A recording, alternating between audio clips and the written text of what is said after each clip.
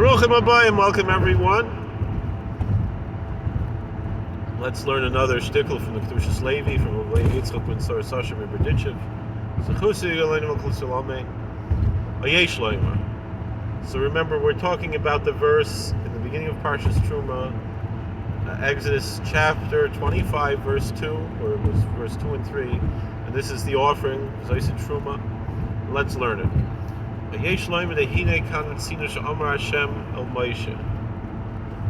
behold, for those that say that behold, or you could say behold, here we find that the Lord said unto Moses, Daber el b'nei Yisrael, ye shall speak unto the children of Israel. This is the first time after the giving of the Torah where it says speak unto the children of Israel. So that's a very important statement there. Ach yesh loymar, however, there are those who say as follows. The Yedua, it is known, the Amra B'Seinu, our sages taught the Talmud in Yuma, Tesomot Beis, Yoma 9b. You know, Johnny Yuma was a rebel. Every time I see, because it's pronounced Yoma, it's really supposed to be Yoma, but everyone pronounces it Yuma. So it makes me think, Johnny Yuma was a rebel. I don't know. Johnny Yuma was a rebel. But it's really Yoma. But anyway. Bahade man the Reish Lakish Mishtay Havi Yahavin Le Aska B'Lei Sahade. Let's see if I know Aramaic well enough. This is a little difficult. With that which Reish Lakish was concerned about, of someone who gave over some kind of a business dealing without witnesses. I think I got that. But Inyan, when the concept is like this, that tzaddik shomer moedes diburei shaloi. A tzaddik, a righteous, saintly person, is very careful with his words. He doesn't say anything without taking his words into consideration.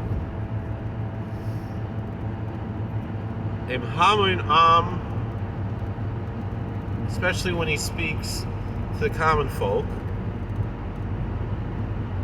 Mishum k'sh'adam medaber b'nei adam amoinim yecholim lahapsik oisem edveikas Hashem Yisborach.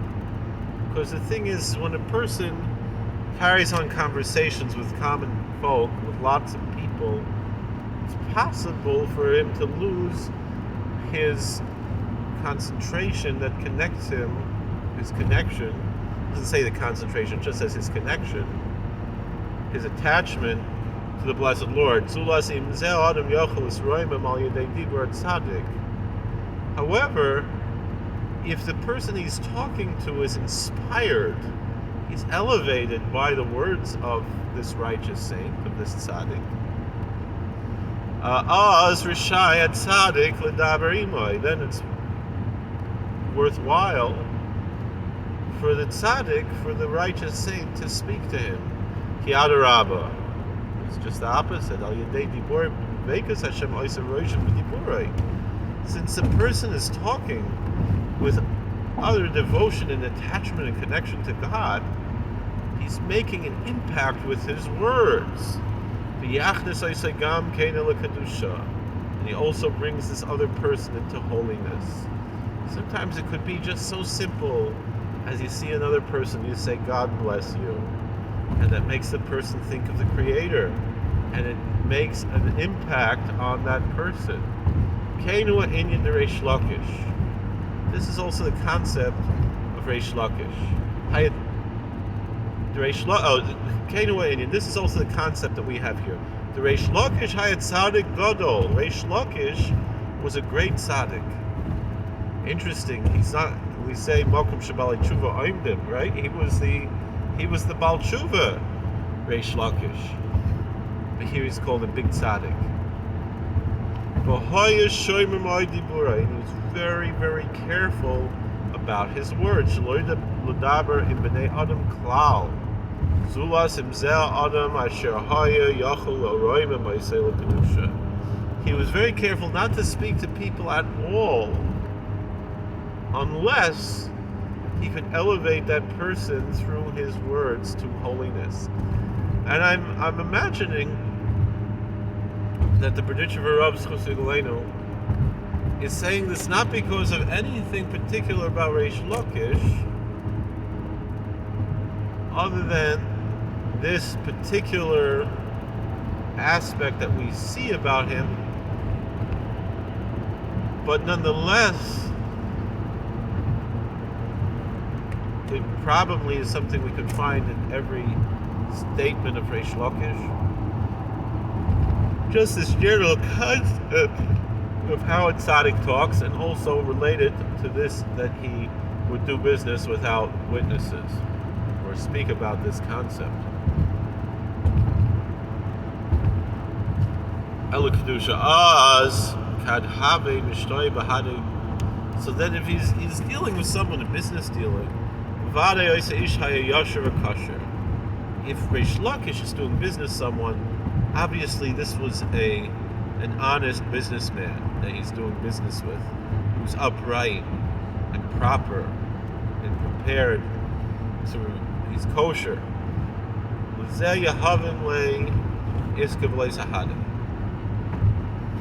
So since he trusted this person,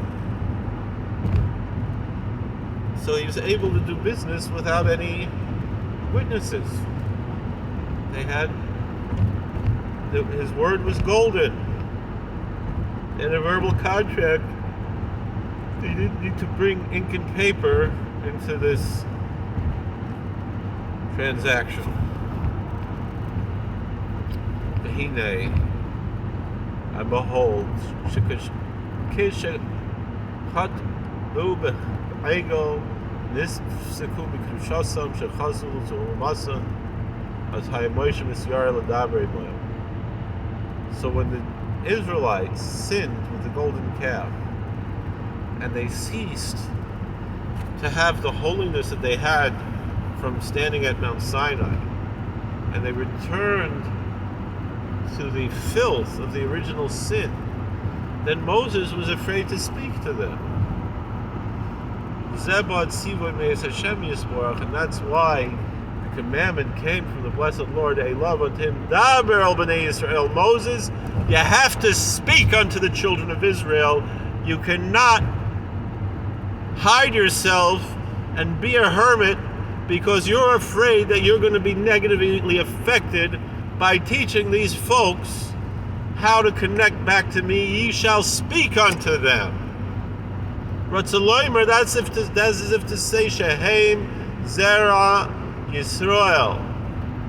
It is because these are the seed of Israel.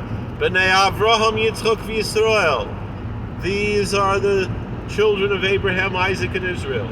Asher b'deberecha imoim b'vadai tagbia usroim b'maisam. You can be sure that when you speak unto them, you will be elevating them.